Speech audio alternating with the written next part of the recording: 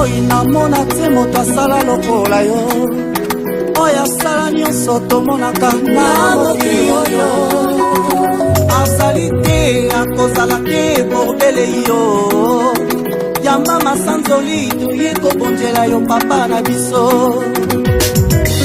umela nzambe malamu mosantu umela lipata na nkembo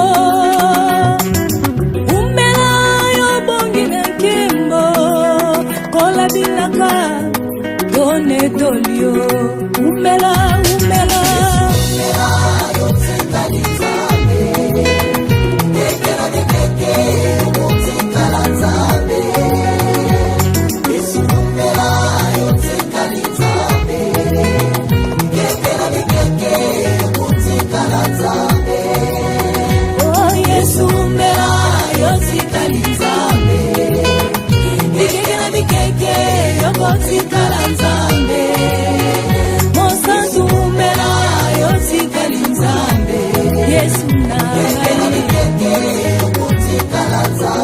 mosantu umela na bokonzi na yo na ngwende na yo mukonze bikolo nyonso Yesu nanga uchange identité teo masiya umela zambo yo tsekali nzambe na bomoi nanga namona te moto lokola yo ozali kaka yo moko yesu masiya nzambe na momo papa yango masantu nyonso bayemba otikala nzambe umela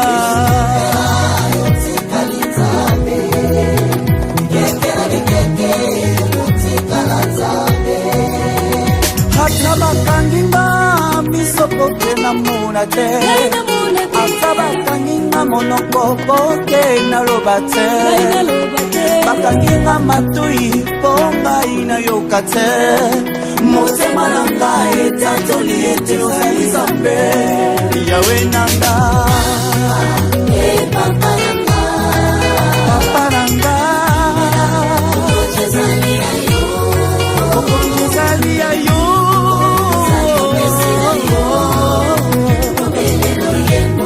ya mitema na biso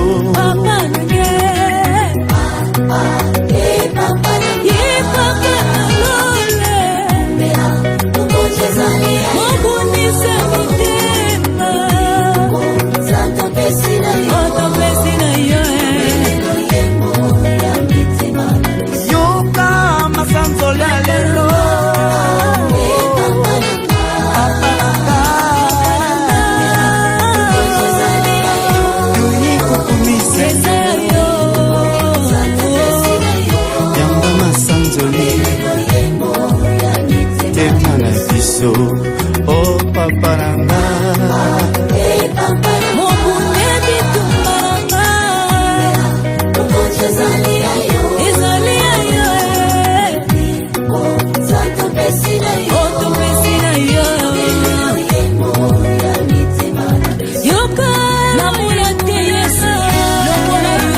moto moko takokani na yo nzambe polo umela na bomoi na ngai umela nkolo moto moko takoki kolongola ona kiti na yo nzambe vanda na kiti ya bokonzi na yo oponza odondwa vanda na kiti na yo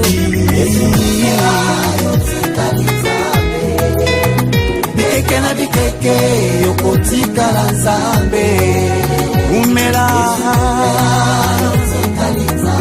mosantu na lola yokotikala nzambe mokonzi monene lokola yo amona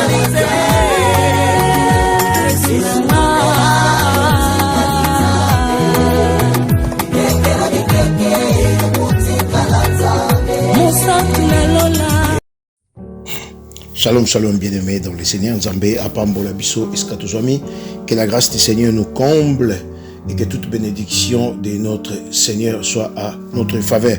Nous vous saluons tous au nom de Jésus. Là où vous êtes partout, cette parole va vous rencontrer. Que le Seigneur vous soit favorable.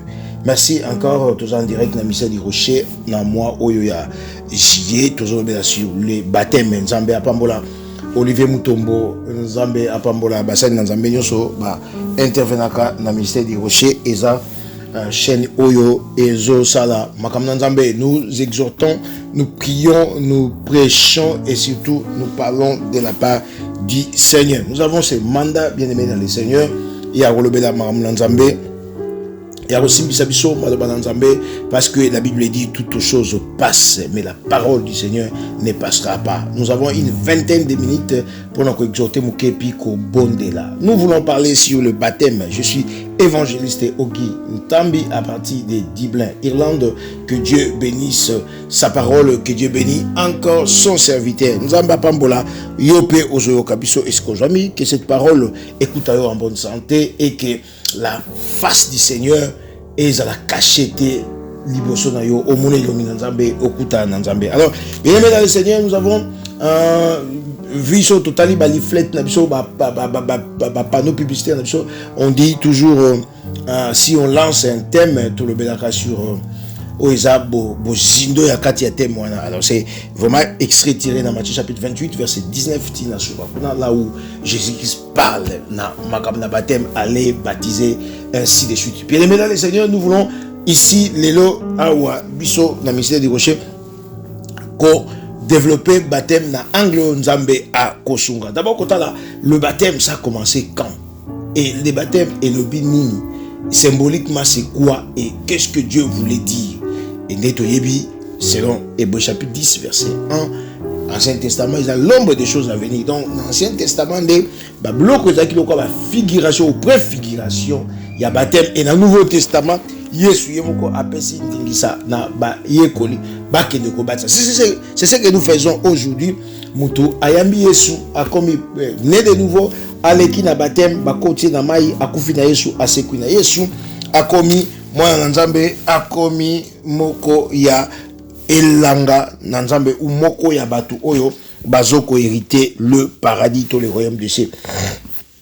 Nzambe apambola yo eskozami bola Nzambe za partage na yo tozobondela. Seigneur, tu es Dieu. Merci pour ce moment. Donne-nous l'intelligence, la sagesse, la connaissance. Purifie, Seigneur, sanctifie et dispose nos cœurs. Tout ce que nous allons dire en ces lieux soit pour la gloire à ton saint nom. Au nom de Jésus, nous disons Amen. Amen. Et ce que vous allez dire, moi, si peu mobali, Nzambe apambola yo bola Nzambe.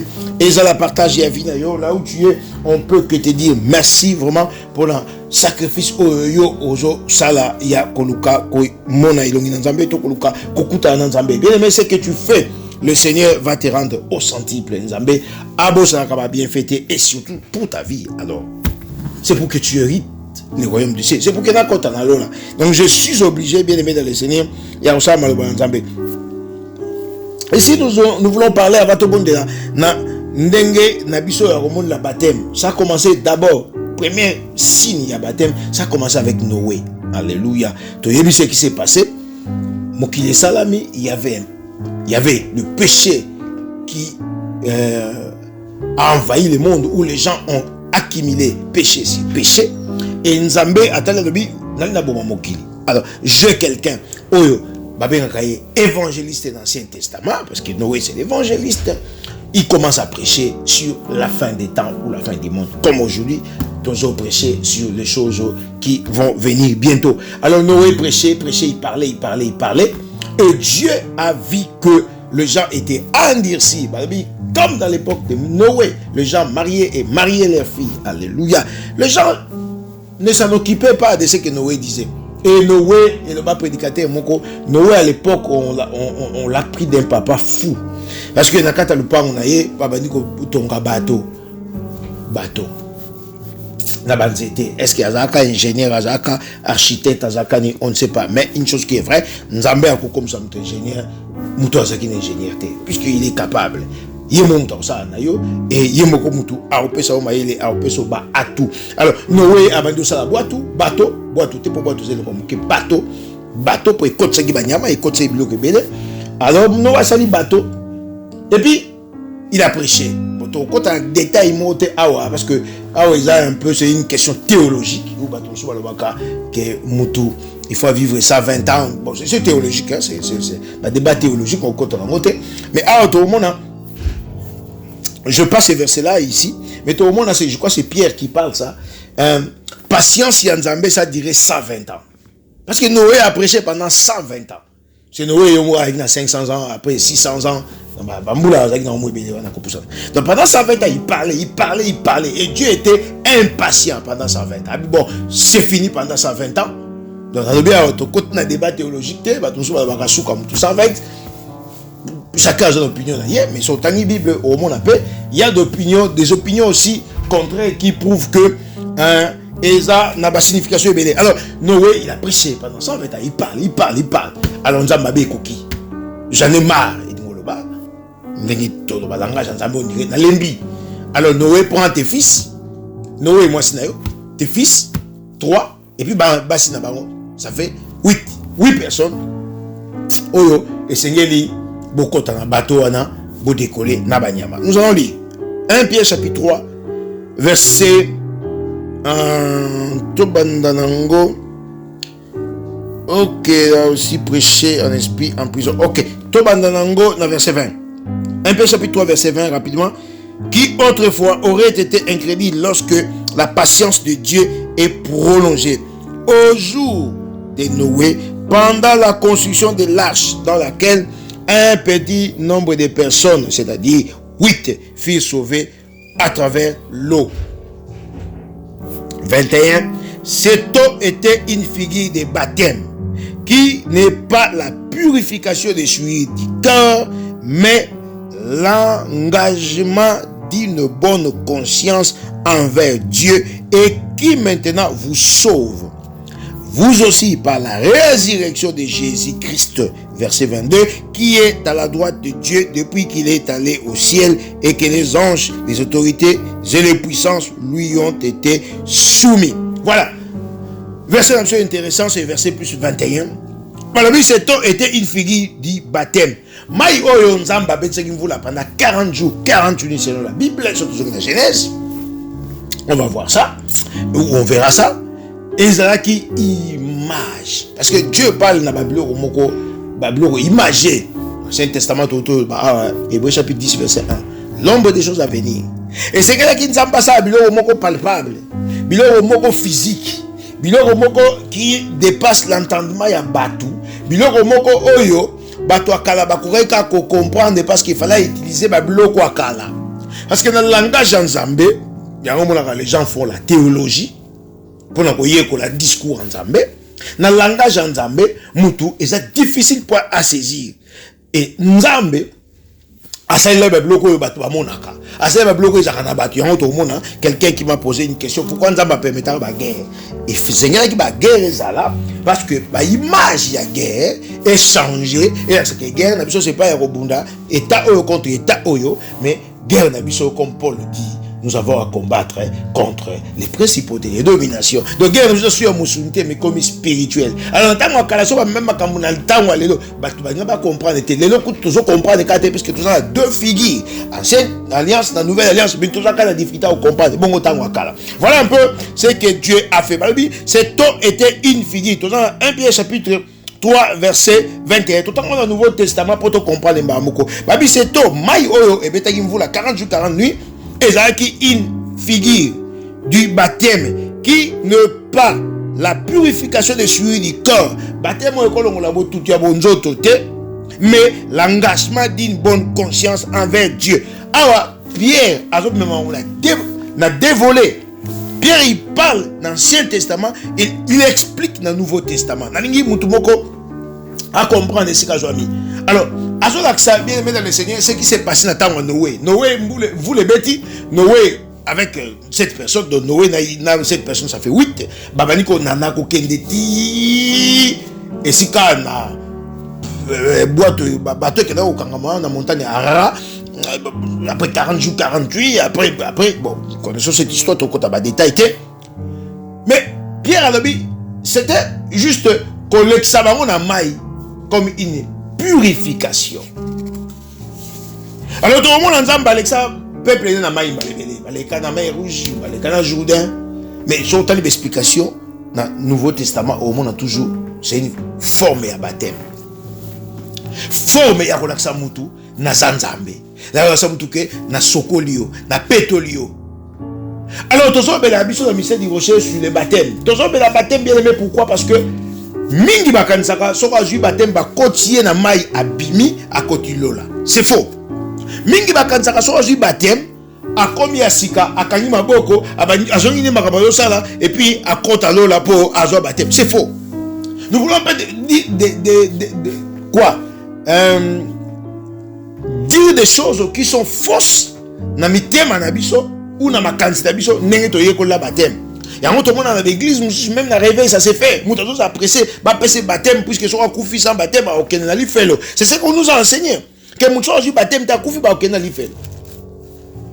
Nous ne pouvons pas rentrer dans le cadre de débat. Mais tu le baquet baptême n'attend kala et ça qui préfiguration et ça qui image et ça qui façon relaxer mutu que non moi Dieu je te purifie. Alors Pierre on a deux volets lui maïwane zaki une forme à baptême mais alors lui baptême il y a kolongola suir il y a bonjoto te mais baptême il y a engagement il y a mutu envers Nzambe. Tu comprends baptême maintenant et ça engagement il y a mutu envers Nzambe. Bien aimé dans le Seigneur au cause du baptême babatisio to côté pe na débat puisque ça maboye belé batumsusu au monde ayo le baptême faut na mayo ekulaka bamsusu baptême faut il y a des serviteurs qui le disent bon to zappe dans le débat nous to te ba na Nzambe sur le baptême so mon te faut la immersion faut la aspersion faut la il y a drapeau faut ya nini mais nous connaissons baptême na kata Bible c'est ça il y a immersion immerger kokota mamai. Mais ce que le débat, monsieur, c'est qu'il faut que pour m'assumer. Est-ce que m'assumer qu'il y a un baptême? Moi, je ne sais pas. Je ne crois même pas m'assumer qu'il y a un baptême. Je ne crois même pas. M'assumer qu'il y a un océan à Bolim. Je ne sais pas ce qui n'a pas comprendre. Il y a des sujets dans la Bible. La fondamentalité à Makambu. Et ça, mais la applicabilité, la pratique, il y a et comment on peut mal interpréter. Au moins, on a m'assumer, aïe, baptisé pour m'assumer ici là. Non.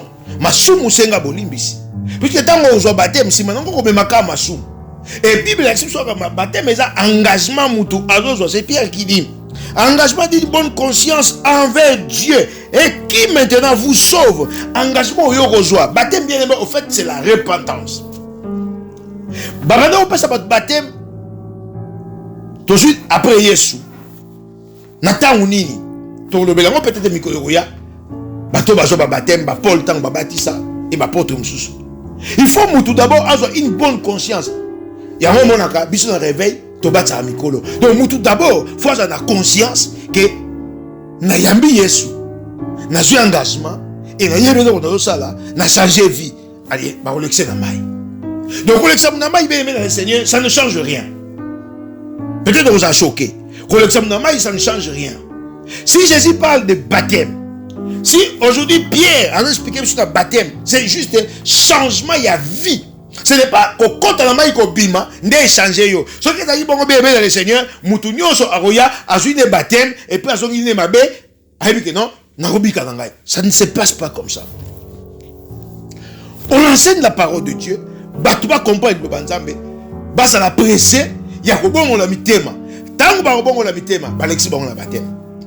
Yango bon na kata Bible dans Nouveau Testament surtout ba rolexaka mutu na baptême kaka soko bongo le motema jamais à sali repentance te ba lexé na baptême vérifier na kata Bible tu le verras il faut mutu d'abord animi Yesu akutani na Yesu ba yambisi Yesu andimi ko bongwana et ba lexé na baptême et l'obité que soit legi na baptême on s'en ba faute te on s'en masumuté non le péché sera là mais vinaye a commis yanzambe.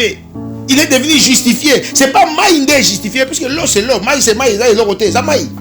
Ce qui est au coma, vous battez malam, j'ai entendu des serviteurs, battez malam, faut qu'il y ait un Jourdain. Alors, bisous, tu vas donc qu'il y ait un Jourdain. C'est comme tu vas qu'il y ait un Jourdain, tu vas obligate. Alors, là, tu as un mentalité Ancien Testament, puisque Yesu a eu ces femmes samaritaines en Jean chapitre 3. Bah, adorer nzambe kaka na montagne. Donc tozomone to ke na kala montagne to adorer nzambe. Tozomone faut que la table à Jérusalem. Faut que simba ka mire à lamentation. Frère, na lingi comprendre que baptême oyo tozolobela c'est le changement des comportements, c'est le changement des mentalités, c'est le changement des habitudes, c'est le changement des façons ya ko raisonner, c'est le changement et engagement na yo na nzambe. So ko je engagement na yo na nzambe. Bâtir un bassin, bâtir une piscine, bâtir un calamu, bâtir un fleuve, ça ne change rien. Ce qui est important, et ça, ça la repentance, ça la changement. Alors, Nzambe, ce sera l'exemple 8 personnes au na mai, Noé, na moisi, na bananae, na babel finae. Alors, c'est pour montrer la purification. C'est pour montrer le renouveau. Nzambe, je vais créer un monde nouveau. Je vais changer la vie. Ça, c'est les images. C'est une façon imagée que Dieu parle, où Dieu montre les choses. Dans le Nouveau Testament, et Sengeli, Moutubate, c'est ce que Noé a fait. Il a prêché. So il est là parmi bateaux, Noé. Ils allaient participer à la baptême. Il y a le Kanamai, il y a le Bimasika. Alors Dieu a voulu que la terre soit purifiée. Et Dieu veut que vie n'abisso. Et ça l'a purifié, sanctifié. Et qui maintenant vous sauve. Vous aussi par la résurrection de Jésus-Christ. Il y a un moment où le baptême c'est symbolique.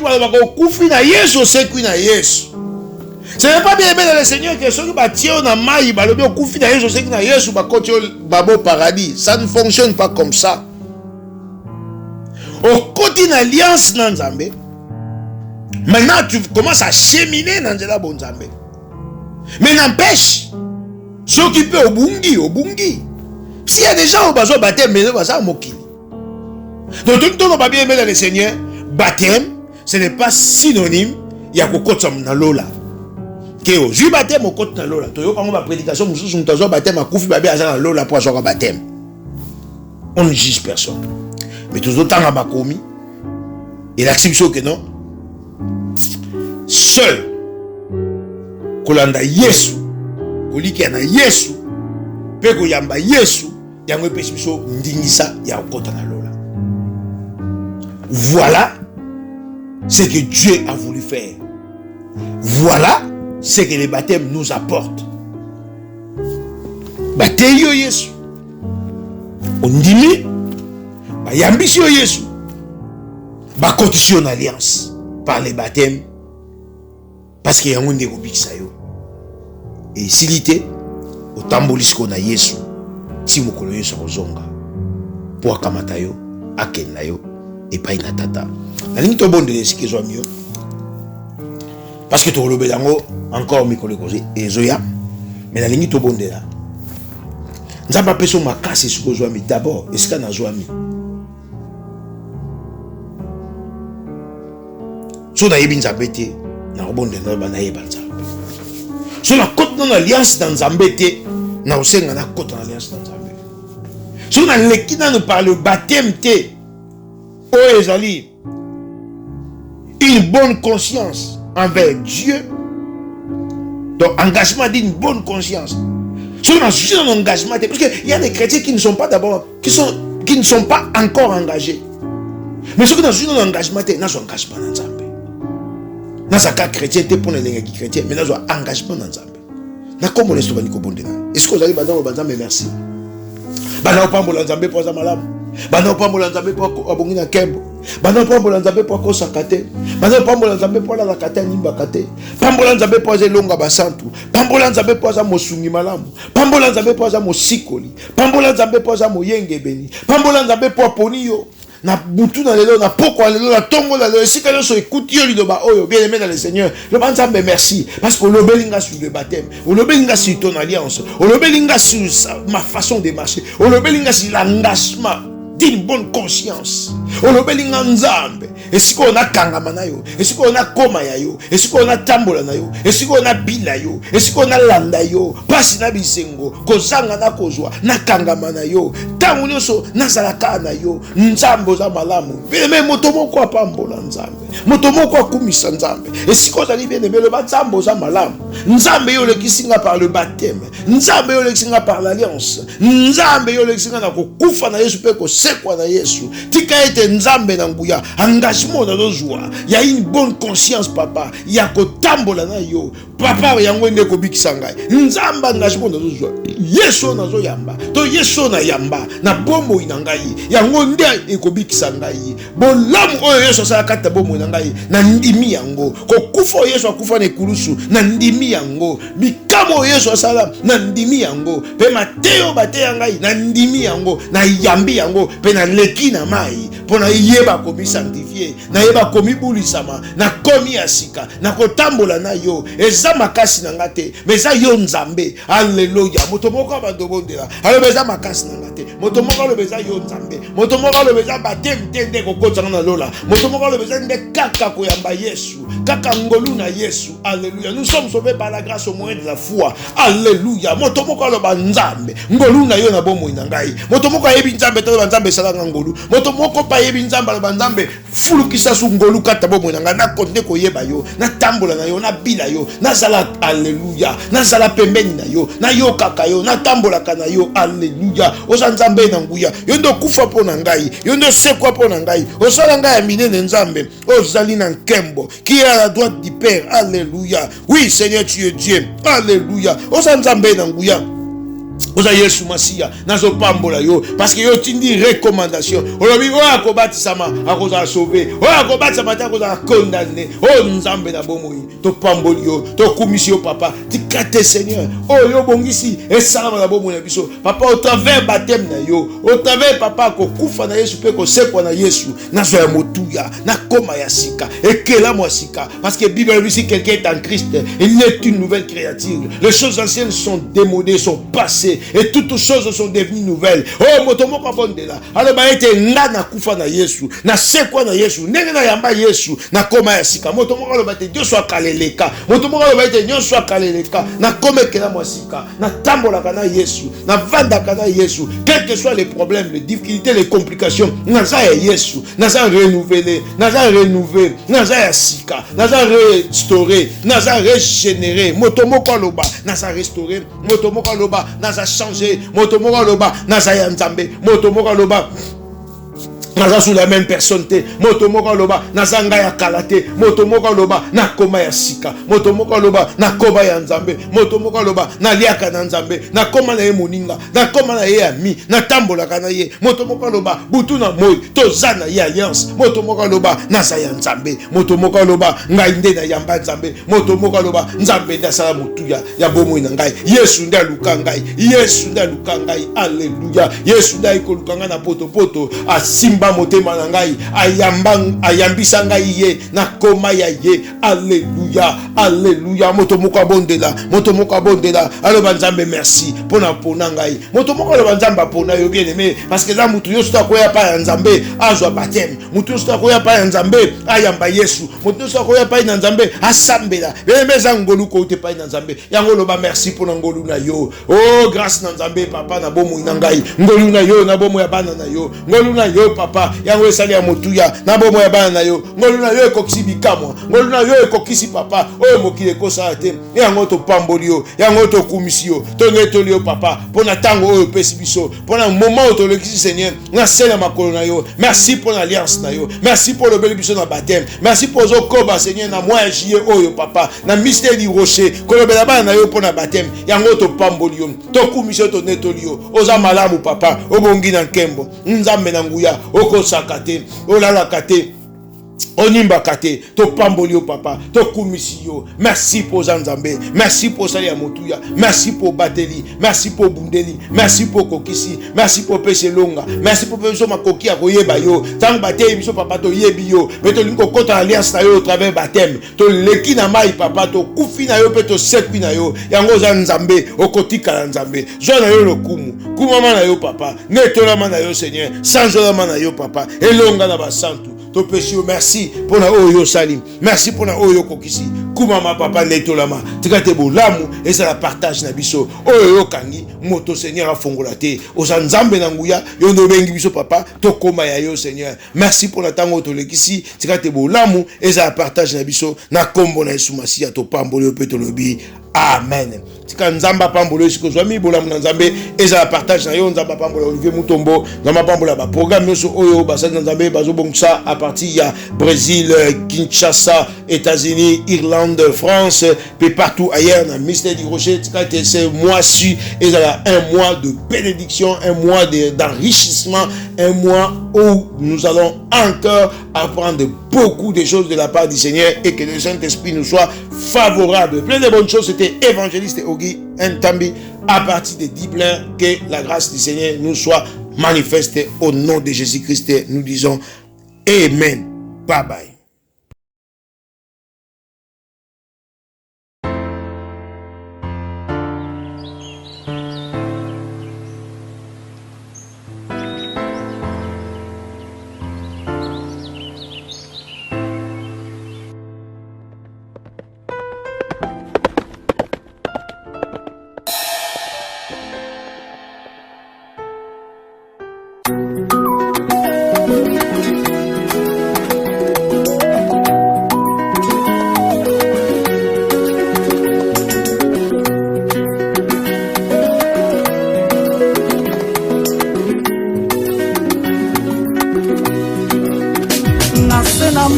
Namona te moto asala lokola yo oyo asala nyonso tomonaka na mokili oyo azali te akozala te bordele yo yamba masanzoli toye kobonzela yo papa na biso umela nzambe malamu mosantu umela lipata na nkembo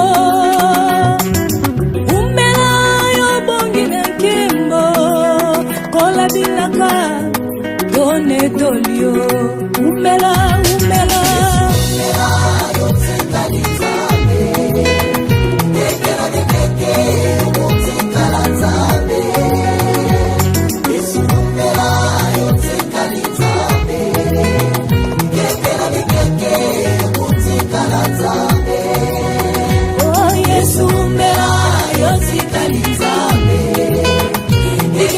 keke yokotikala nzambe mosantu umela yotikali nzambe Yesu nanga keke yokotikala nzambe mosantu umela na bokondi na yo na ngwende na yo mukonze bikolo nyonso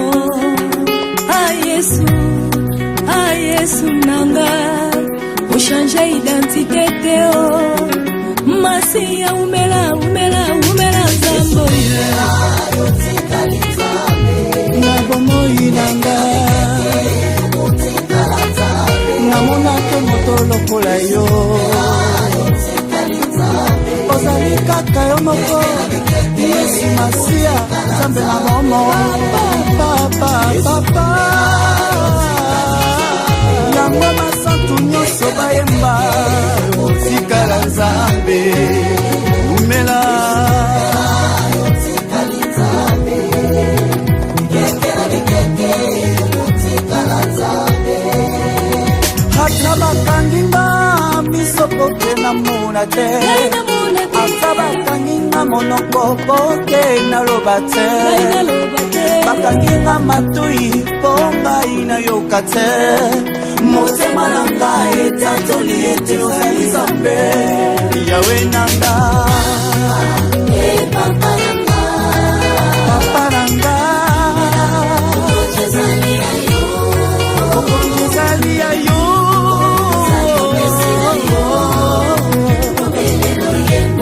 ya mitema na biso Papa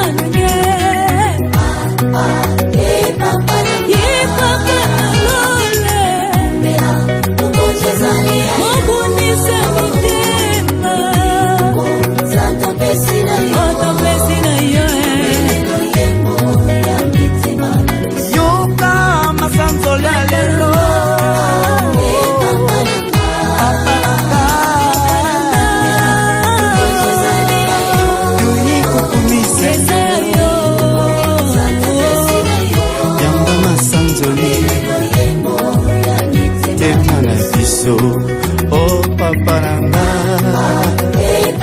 mobune bitumba nanga ezali ayo otopesi na yo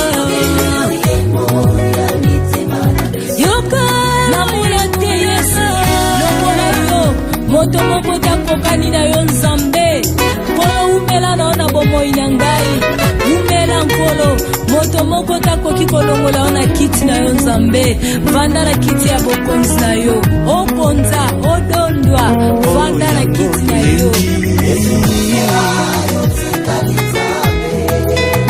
bikeke na bikeke yokotikala nzambe umela monsantu na lola yokotikala nzambe Yesu umela